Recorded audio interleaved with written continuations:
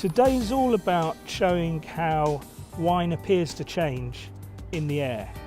And the trick really here is that the wine doesn't change at all, but you do. If you taste a glass of wine immediately after takeoff on a Los Angeles flight and then taste the same wine from a fresh bottle shortly before landing, 10.5, 11 hours later, there's a big difference in terms of the way you respond to it. We'd like to show you the wines here in a normal environment, and then we'd like to show you the same wines up at 30,000 feet and see what differences there are. If you understand how the wines are affected or appear to be affected, then you can take that into consideration. And what tends to happen is that if a wine is balanced at ground level, then it pretty much stays the same in the air. What we tend to look for are very fruit-driven styles of wine, so New World wines work extremely well.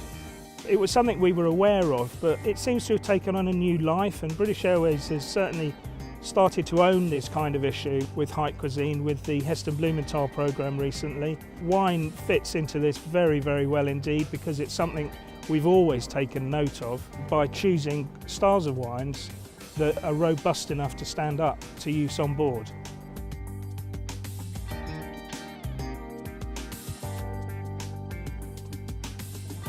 It's gone really well, and there's some distinct patterns emerging, and here we are 5 hours into the flight when all the effects of pressurisation and all the different distractions that you're going to get in an aircraft environment are playing their full part.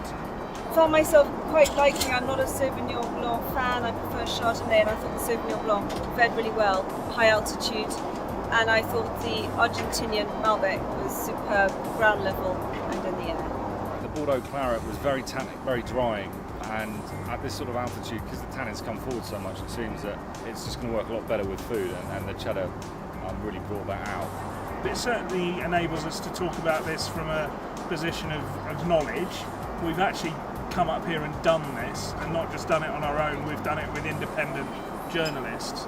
I think going forward, what we can look at doing is actually saying, try these wines. They might not be a wine that you taste particularly on the ground, but actually it tastes an awful lot better at 30,000 feet.